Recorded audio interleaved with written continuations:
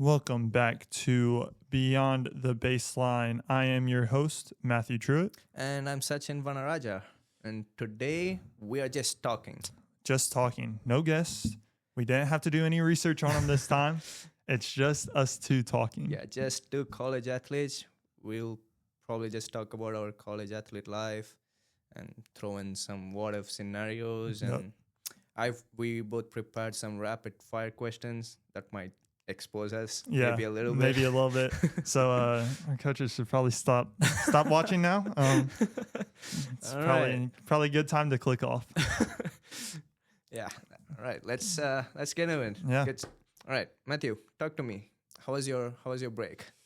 It was pretty good. You know, a lot of downtime, which is what I needed. Did not catch up on sleep, however. That's a big one. I did not do that because too busy doing everything else. But some needed rest time to hang out with friends, family. You know, this is my first year of friends going away for college, so it was good to have them back and have them back and hang out with them. Played a good amount of basketball during the time. Get to go back to those days. But yeah, how was yours? Mine kind of boring, but I liked it. Like it's just in 3-4 words. Like I eat, I sleep, I work out, and then repeat. Yeah, that's pretty much about it. But one thing that I did, I would say was interesting was I was watching Stranger Things. Yeah, as much of the world was. Although you said that this was your first time, like you were watching it the whole thing. Yeah, before the Christmas break, my coworker, she was like, "Yeah, have you watched Stranger Things?" I was like, "No, I have not." And she was like, "You should watch it." I go, "I should watch it?" She was like, "Yeah, you should watch it." Yeah. And then I started watching it. You know who got me into Stranger Things? Who? Connor. Yeah. I was watching another show on Netflix called Outer Banks. Okay. That's my favorite show of all time. But I was watching it and I was telling him about it. I was like, bro, you got to watch this. Like, it's so good. And he's like, no, like, have you watched Stranger Things? I was like, no, like, that's crazy. Okay. And I ended up for the next probably month or so, every day in percussion class, I was watching it and he got to see my reactions to everything. He had a grand old time. But yeah, Connor's the one who got me into Stranger Things. Nice, man. Well, what's your thoughts on the last season? I liked it. I think it's been getting a lot of hate online for a bunch of just nitpicky stuff. But you know, I enjoyed it. I enjoyed the ending, and you know, we'll see. I know there's a bunch of spinoffs and. Really? They're wanting to do a good amount of spinoffs, not with the same characters, different characters and stuff, but so some spinoffs should be coming, and you know, it might not be the last chapter. Let's just say that. I mean, I'm just hoping that those spinoffs would answer those plot holes things, you know. Yeah. I know the big one that is coming. I'm trying not to spoil anything. Okay. I don't think this spoils much. You know that rock that Henry finds in the cave? Right. That a spinoff is going to center around that. Oh. And what that is and stuff like that. Yeah, I've been like wondering. Yeah. I was too curious, like how, why, when. Yeah. You know? Yeah. So I don't know, because they are wanting to do different characters and stuff. I don't know if a lot of questions will be answered, sadly. But some questions that you have about that rock will probably be answered. All right. But, okay, enough with Stranger Things. Yeah. And we're just hoping that we're not giving you guys any spoilers or anything. So yeah, that is not our intention. Yeah, that is, yeah. All right. What's like one good thing over the break happen? Getting to hang out with my family. I'm a big family person. So just being able to hang out with them, spend a lot of time with them during the holiday season. That was a lot of fun. What about you? Nice. I would say family, because I've talked to my family over like video calls and stuff. I mean, I'm an international student, so I didn't go back over the break. So I would say I talked a good amount of time to my family, just wishing them happy New Year's and stuff. Yeah. So apart from that, I was keep working out just to like stay in the shape and stuff. So yeah. What's one stressful thing that happened over? Stressful? Yeah. Stressful. I would say like during the break, I didn't know what to do. That's Like that's very. There's not a lot of things to do here in Richmond. That's one bad thing. Like especially as an international student, once your classes are done, once you don't have practice, and if you're working and over the break you probably don't have work, you're just at the apartment and you don't know what to do. Yeah. So that was the stressful thing. Like I was just keep thinking about what should I do? Do I have to do anything? And then you know that weird feeling you have. Did I forget any assignments? Yeah. Luckily, that was my whole senior year. Oh, that really? I had that feeling every single day when I got home. I was like, do I have an assignment to do today? Like, is it due tonight? If not, I'll just put it off until whenever it's due. But is it due tonight? Luckily, this year I didn't have that feeling as much. But senior year for high school, definitely had that feeling. Gotcha. But that was my stressful thing. Like I was just like, I was stressing for no reason. Like around like a certain time during the day, I'll be like start doing my assignments and stuff. And once the break hit, I had nothing. Yeah. So, yeah. All right. Our semester is gonna start. Yeah. What do you think your typical day as a college athlete would be? Well, lucky for me, I don't have classes very early in the morning. Okay. My earliest class is 11. That's a good thing, right? Yeah, it's a great thing, especially because I don't sleep. I can't go to sleep all of a sudden. Mm-hmm. So not having class until 11 lets me sleep in a little bit, especially because I only live 5 to 7 minutes away from campus. So it's a quick drive, but so probably sleeping in most days. I got 2 classes on Monday and Wednesday, 2 classes on Tuesday and Thursday. So having those, and then we have later practices for the most part. So spending time either doing schoolwork, hanging out with my girlfriend, stuff like that, spending time with my family in between the gap of class and practice. But pat days just because a lot going on, but at the same time, nothing that's too crazy. What about what's your day looking like? I know that you work on campus too, so it's a little different. I pretty much work all day, and sometimes it's really early morning. My alarm goes off, and the first thing that comes to my mind is, I just want to go back to sleep. Yeah. So I don't have any classes on Monday and Friday. I have 2 classes on Tuesday and Thursday, and then a class on Wednesday. And between classes, I work. After that, we have practice and workouts, obviously. And apart from that, doing assignments and stuff. So, yeah. Yeah, and what are some expectations versus like realities of being an athlete? For me, I'm an international student. Yeah. The expectations is like, I wouldn't say expectations, but the fun is like going to a whole different country, studying there. It's like fun from a second person view. Yeah. But when it comes to you, like the first person, and you realize you are the one who's doing it, that's when reality hits. Like, and it's a lot harder. Oh, yeah. Yeah. And everyone, like the people, they'll be like, oh, you're going to America and study and play tennis? That would be awesome, man. That's so cool. And you'll be like, yeah, it does sound awesome. And then once you got here and then you start looking after your life, you'll be like, okay, this is kind of hard. Yeah. Yeah.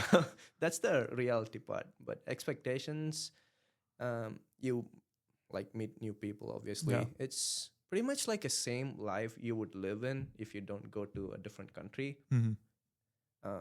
but in a different place. Yeah. That's that's about me. And you're living alone for the first time. So I feel like that's also very hard, living alone for the first time in a whole new country where you're having to figure out, you know, what our culture is like, you know, compared to yours. So I think that's probably the biggest, biggest challenge, if I'm guessing right. Yeah. What about you? How what's like a expectation reality of an athlete? I feel like the expectation, like that it's going to be like high school, you know what I'm saying? I think it's very different in all aspects. Right. For me, school is a little easier because in college, your professors like have your whole class outlined. Oh yeah. So you can see what you have 2 weeks from now. Right. And you can game plan. While in high school, you were having to show up to class, brand new assignment that you've never even, you know, you didn't know you were being assigned, and it's due that night. Right. So I feel like college school, and again, I'm just a freshman, so I'm taking easier classes, but you know, people say that it's a little harder, and I'm sure it will get harder as, you know, time goes on. But for me so far, it's been, I don't want to say easy because nothing ever is, but it's been easier. It's been more fun because I can actually game plan better. Right. But what's like the best part of being a college athlete? Best part is honestly like getting to do like hanging out with teammates, building those relationships. Right. I think that's the best part because you guys spend so much time together. Yeah. For us, we have a bunch of long car rides and bus rides, stuff like that. So being able to have fun, like, you know, we got stuck in traffic. But like then everybody just got up, was hanging out, joking. So I think building those relationships, you guys get to have a lot of fun with each other. Yeah. And I think that's super important because you spend so much time with each other. I totally agree with you. But for me, another thing that would be the best part is like, this is the best time you could, like, this time of your life is I would say like a prime age where you could move like all your body parts freely without like any knee pain, neck pain. One of my friends, I cannot say that. I have back pain. One of my friends has back pain too. We were playing basketball, you know, over the break, and he couldn't even run up and down the court anymore. He's 18, but he feels like he's 40 right now. I agree with you because by society we are like what our birth date is, like birth age is, but our body says feels something else. Different age. Like my back, I'll be just like you said, it's like 40 years now. Yeah. Like every time I hit a backhand, a forehand, I'm like, that hurts. That hurts. And that's also just like the pain of being a college athlete. You're in pain almost all the time. Yeah. But I mean, I got this pain at like very end. Like I'm a senior now, so I'm gonna like suck it through it and then like play through my pain. Yeah. But for you, I guess you have some time. Still play through pain. Still play. Really? Yeah. I mean, I've always been the type. I had back my junior year, I pulled my hamstring. I finished the match, but I was definitely labored. I felt like I couldn't move just like freely, you know what I'm saying? We had a little bit of time off. Come back, it's still bothering me. Play a match, again, couldn't really move. So my coach had to make the decision to not play me the next day because we had a match the next day as well. Really? So I've always been the type to try to play through everything I can. So it's been the coaches who have stopped me. But that's like a thing that some athletes would pick on. Like some players, like they would hide their injuries. Yeah. I've always tried to be open with my coaches about injuries. I just tell them, hey, something's bothering me. I'm going to try to play through it, you know, because that's what I want to do. Yeah. But, I've never tried to hide anything just because I don't agree with that. Yeah. if your coach wants to shut you down, they're making the best Yeah. decision for you. I don't think it's smart to play through pain. Yeah. But I still do it anyway. I agree. Like it's like being stubborn. Like you want to Yeah, play, yeah, but you also need to like take enough rest. Yeah. I mean, the best way to get over an injury is rest. Yeah, so exactly. I think, that is what you should do. Mm-hmm. But, if you're like me and you, just play through it. It's fine. Yeah, it's fine. Yeah. I'll just play through. Yeah. We'll deal with it later. Yeah, I'll use my adrenaline. Yeah. I'll be fine. Yeah, a bunch of pain meds to get over it, and we're good. We can play. But what if you weren't an athlete? What would your life look like?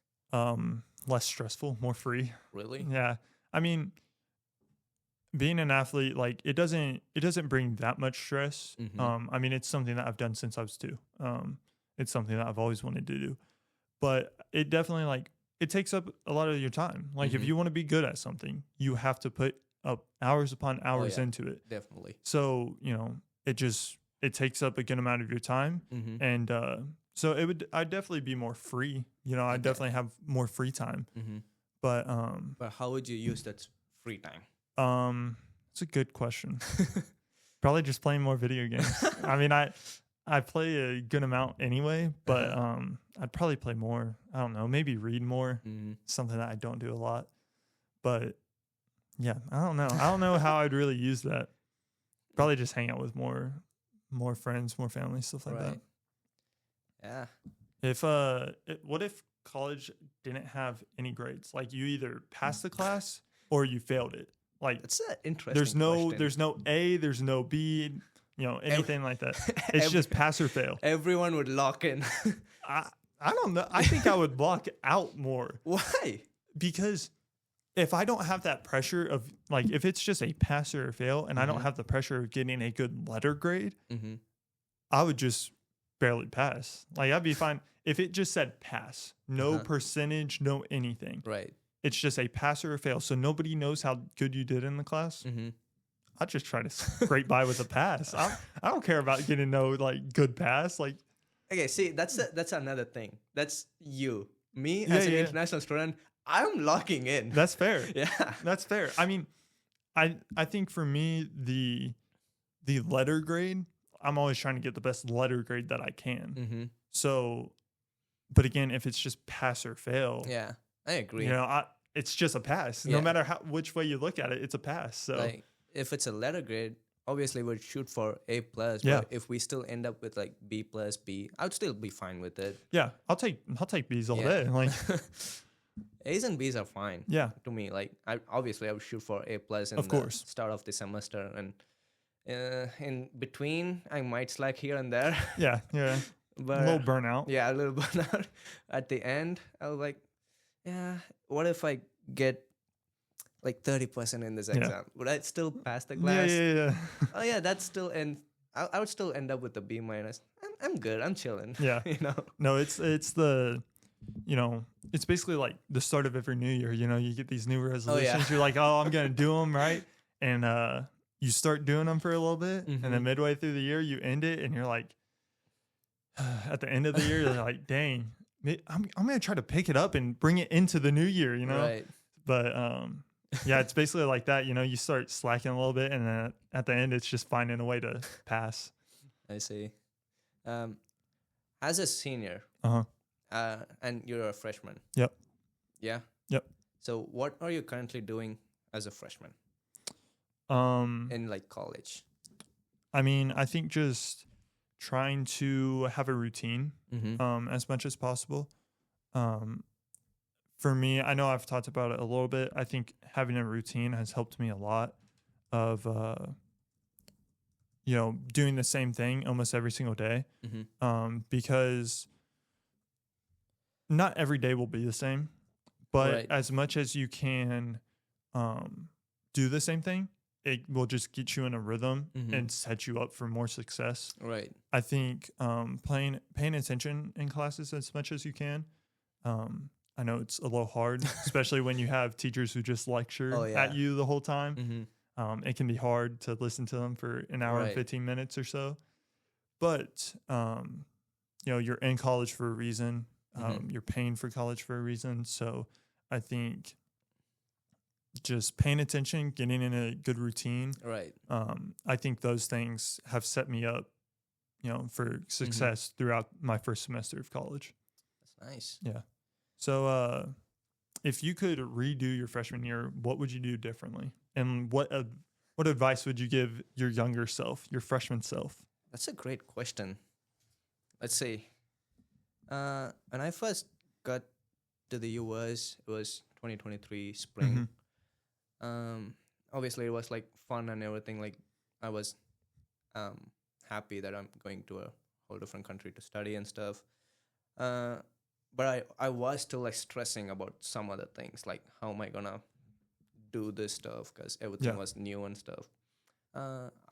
What I would redo, I would just try to like enjoy the stuff. Yeah. Because even though it was new, now if I had the chance to go back, I would just like, all right, if something's like coming at me, I will just ready to like take it. Like back then I was just like scared to do whatever stuff. Like I was scared to taking an exam or like going to classes and stuff. And I was also like stressing about finding a part-time job and stuff. So I would go back to a freshman year. I would just study and play tennis. I would not be worrying about any other things, like about getting a part-time job or stuff. Yeah. If I'm giving an advice to a freshman, that's what I would do. Like once you finish your high school, this is a whole different step you're taking in your life. Yeah. So try to like enjoy the first year and then start thinking about like what are you gonna do with your life, like what major you wanna like do.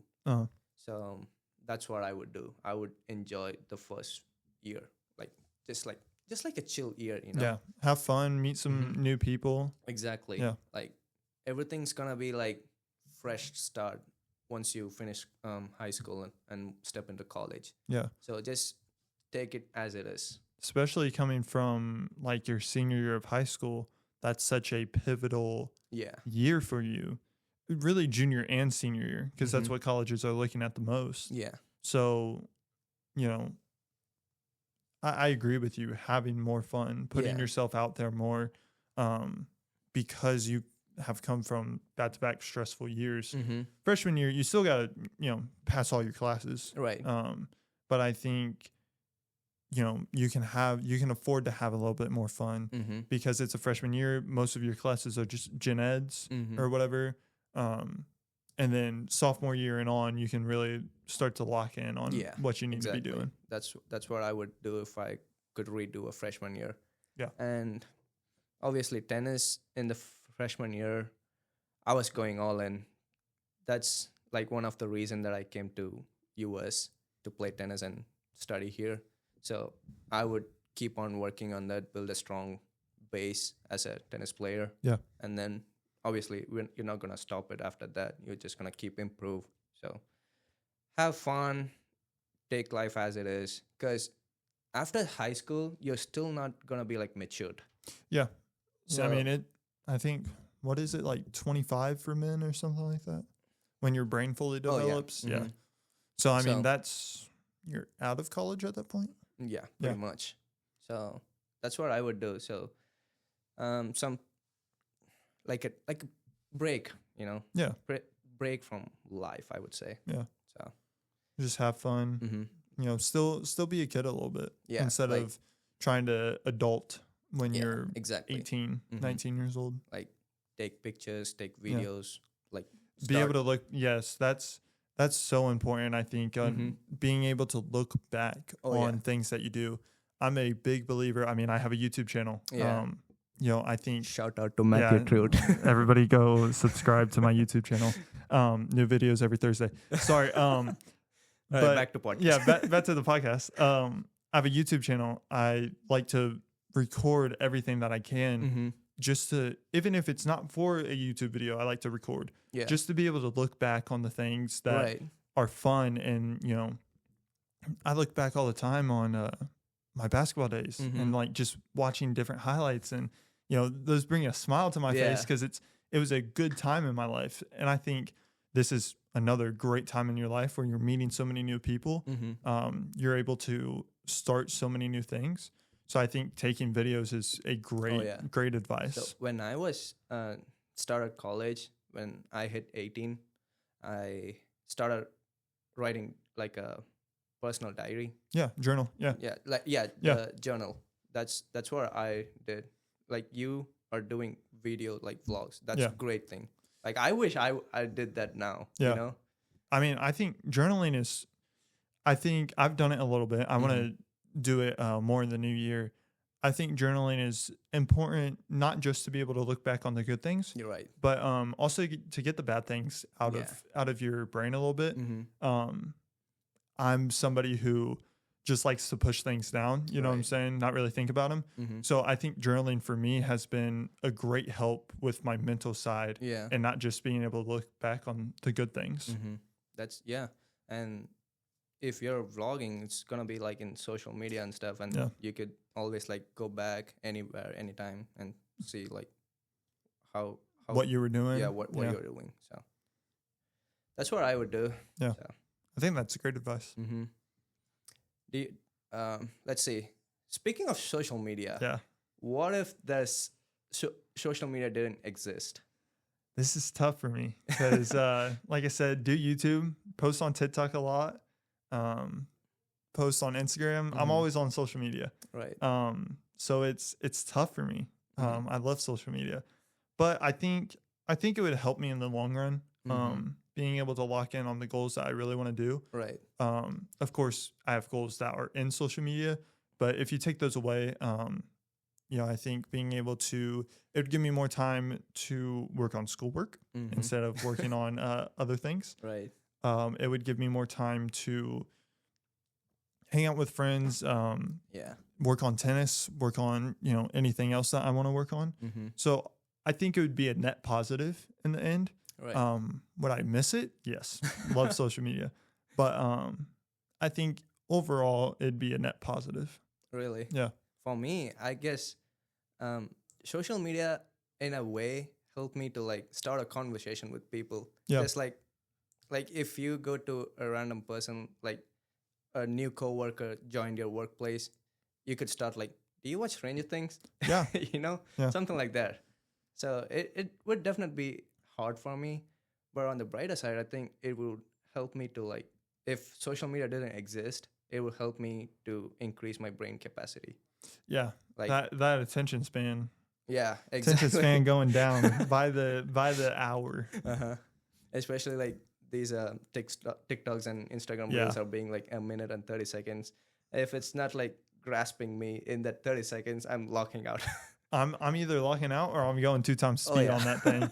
I'm putting that thing in 2 times speed and we're getting over. Like if it's barely grasping my attention, 2 times speed. Yeah. If it has it, I'll watch it all the way through. But it's got to have my attention or I'm swiping. I agree with you. Yeah, like it's bad. It is, but I don't know, man. Yeah. I like I said, love social media. Do I think it's a bad thing? Yes. Do I think, will I continue to use it? Yes. Yes. But all right. Do we want to get into our rapid fire questions? Sure. Let's get into it. I'll go first. All right. Who's the most fun player to watch on tour? I want to say Nick Kyrgios. That's fair. That's fair. Yeah. I mean, he's amazing. You never know what you're gonna get out of him in every single match. Yeah. He was playing for Wimbledon and he was still out here doing between the legs, underarm serves. Like he just doesn't care. Yeah. He wants to put on a show for everybody and he's still so good. You can learn so much from him. Right. And those kind of players are like the ones who got tennis to a new reach, you know? Yeah. I mean, as tennis players, if you ask me like, is it fun to watch 2 guys hitting the balls? No. No. Like I would much rather watch a Nick Kyrgios match than a Tsitsipas match. Like I'm not trying to watch him. Like I'm trying to watch Nick Kyrgios instead. Yeah, I agree. Like yes, like Tsitsipas, great player, does a lot of great things, but it's just not as fun. You know what I'm saying? I agree. Yeah. All right, next question. I'll go. Yep. Who's your favorite player of all time? Nick Kyrgios. Yep. So I did choose the right answer. Yeah. I love Nick Kyrgios. I've learned a lot from watching him. I literally tried to take his backhand and make it mine as much as I could. So yeah, he's definitely my favorite player. Not just to watch, but he's my favorite player. Mine's Andy Murray. Yeah. He's a legend. He is a legend. Yeah. I mean, there's no offense to any of the other guys who's currently playing, but when I started playing tennis and when I was a kid, I grew up watching Andy Murray, so that's my favorite player of all time. I would say once Kyrgios retires, because it's looking like it's going to be soon, sadly. Yeah. Mine will probably be Ben Shelton. I have a type when it comes to tennis players. It's fun, exciting people to watch. Big serves, big forehands. Those are my favorite. Yeah, I don't blame you. Yeah.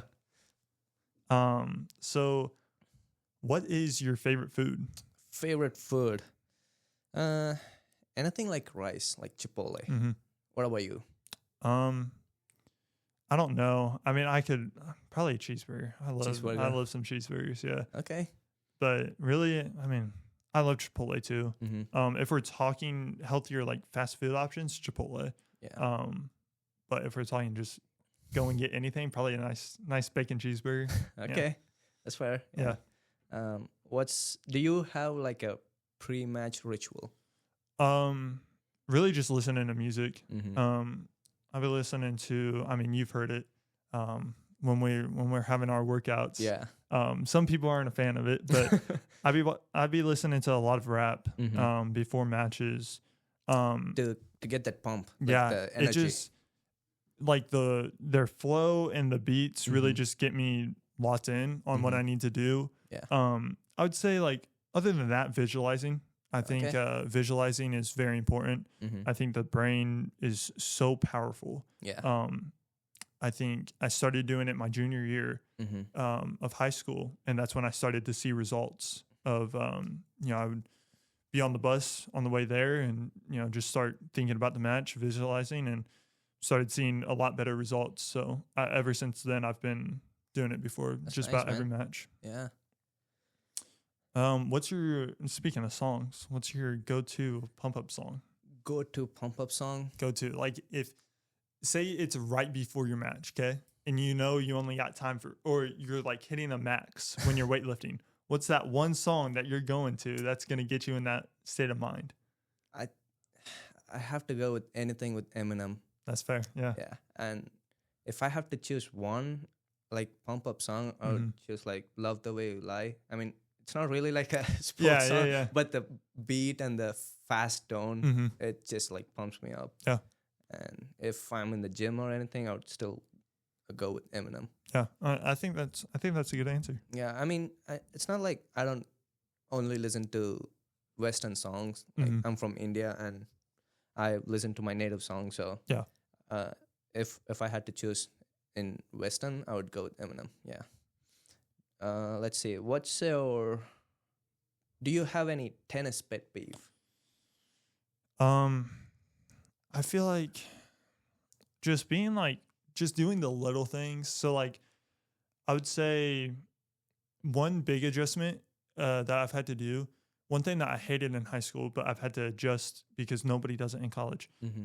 When people don't say the score. I would hate that during high school, but then I got to college and realized nobody does it here in college. Yeah. I still do it because it's just part of my routine before I serve. I mean, it's a good thing. Yeah. I like that it keeps me like, I know the exact score. I know how important that point is. So I think it just keeps me in the right state of mind to, be able to lock in on that point. Yeah. So I try to keep it in my mind, when the other person is on serve, but I would hate when people didn't do it and now nobody does it. So, I mean, I've kind of gotten over that. But just like hitting the ball away from me You know what I'm saying? Oh yeah, Like that. that pisses me Just off. hit it to me. Yeah. Like it's not that hard. If I will hit it to somebody and I'll be a fraction off. Like say they're walking and I hit it to where they just have to stop. Yeah. I'm immediately saying I'm sorry. Mm-hmm. People will just hit it wherever they want. I'm like, bro, hit it to me, please. I'm not walking from one side where I already am. Yeah. Clear across to the other side of the court. That's not happening. Like hit it to me. That way I can just get it and agree.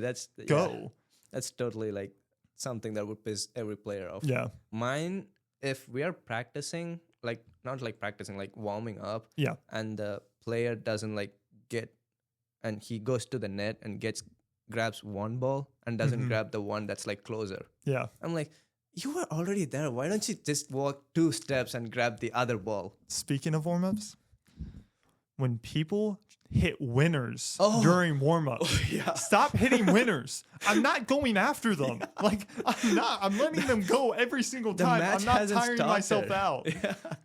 That would happen like during high school and I would actually go for them. And I realized, I'm like, bro, I am tiring myself out. I'm done doing this. I agree. Like there'll be times where I'll actually, again, if you accidentally do it, that's fine. But when you are repeatedly hitting winners against me during a warm-up, I totally agree with you on that. It's one of the worst things ever. And especially if you're having like a couple of hour drive and that's when the warm-up really needed. Yeah. And your opponent goes like 4 points every single warm-up. That's like, come on, dude. What are we doing here? It's terrible. So singles or doubles? I would say singles, but I would also say doubles with the right partner. Not like competing, like full on full, but like just having fun kind of stuff. So would be like singles 60%, doubles 40%. That makes sense. What about you? I'm more of a singles person, just because I've played that more. I think I agree with you. Having the right person with doubles makes it a lot more fun. But I would just say I'm probably 70-30. Right. I'm probably on singles and doubles. Doubles, you could like blame your partner. Yeah. You could miss like 3 returns in a row and then your partner can carry you up. But still you can like blame your partner. Yeah. You know? Yeah, that is one good thing. Yeah. But it's also fun. It happens. Like you could miss 3 returns in a row and then your partner is like backing you up and like, let's go. Yeah. It's like our point, not just my point. Yeah. And it can be fun when you're playing bad and then you can just laugh about it with somebody. You know what I'm saying? Yeah. Like me and Connor have played, a couple times with doubles this year, and we'll do something just stupid like that we both know is stupid. Yeah. We'll do it, and it's nice just to be able to laugh about it and have fun, and not when you have the right partner, there's not that much pressure on you to perform. I mean, of course, still play the best you can, but there's not as much pressure, so you can play better. Right. So I think doubles with the right partner, good. But I like it just being me with singles as well. Yeah, I agree. Because then, I'm going to get mad at myself after the match, but at least I know that it's my fault that I lost. Yeah, exactly. Yeah. All right, what's like your favorite tennis brand or gear? So when it comes to clothing and like shoes, I would say Nike. Okay. Mine would be Adidas. Yeah. When I started playing tennis, that was like the brand that I wore a lot. So I would just say Adidas. Yeah. I would say Nike for that. But when it comes to like racket, Yonex. Love my E-Zone 98. I would definitely say Yonex for racket. Racket, I don't know. The racket I was like really wanted to play with is like head speed, but I didn't really get the chance to. So currently I'm just using like Diadem. I'm not complaining. It's really a great racket. Yeah. And so, yeah. So for my last question, what's your go-to shot? Like you have a chance to win it and you need this shot. What are you going to?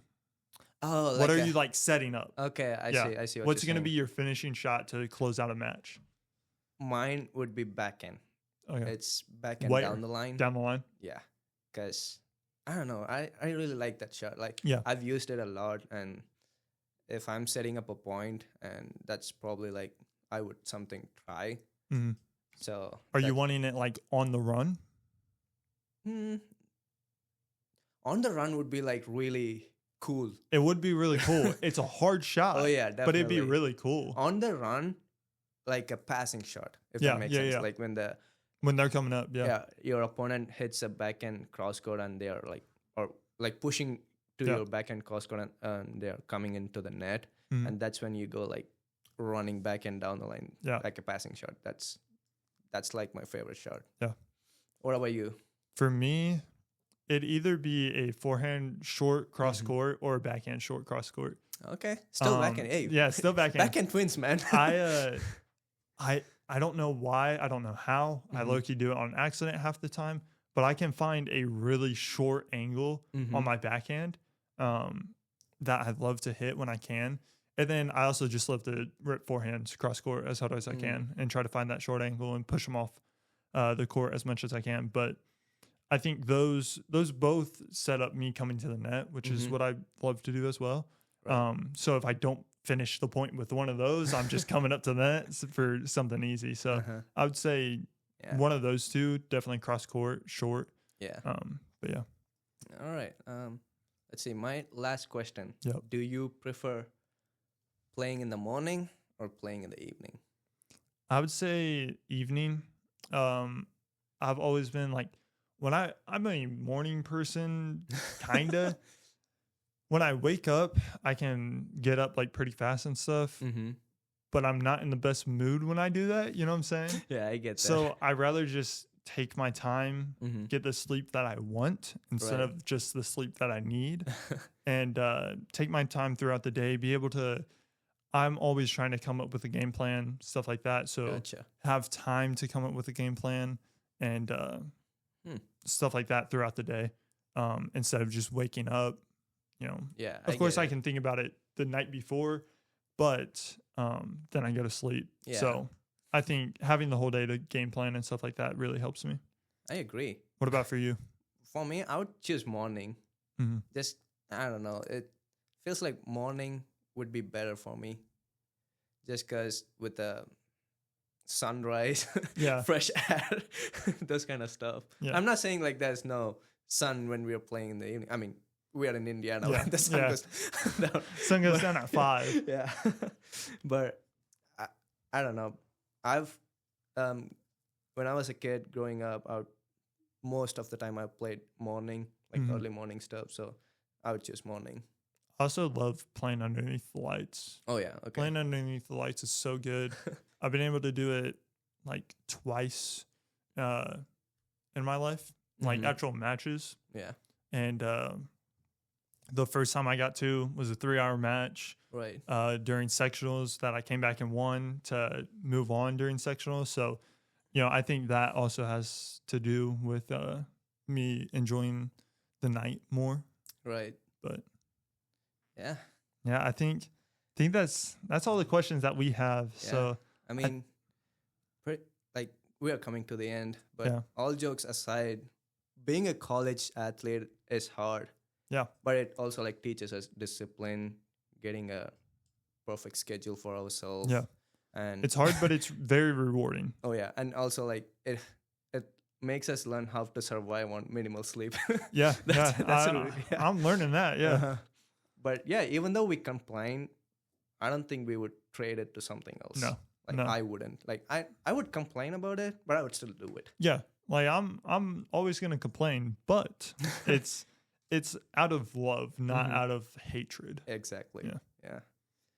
But I hope you guys enjoyed the episode. And the next one, we'll be bringing on a brand new athlete, a former boxer, which is very exciting. It's something that you don't really see very often. But he'll be talking to you guys about his experience being a college athlete, college boxer.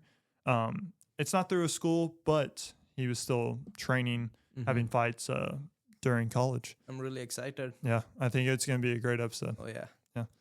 But thank you guys all for listening, and we will see you in the next episode. Game, set, and match.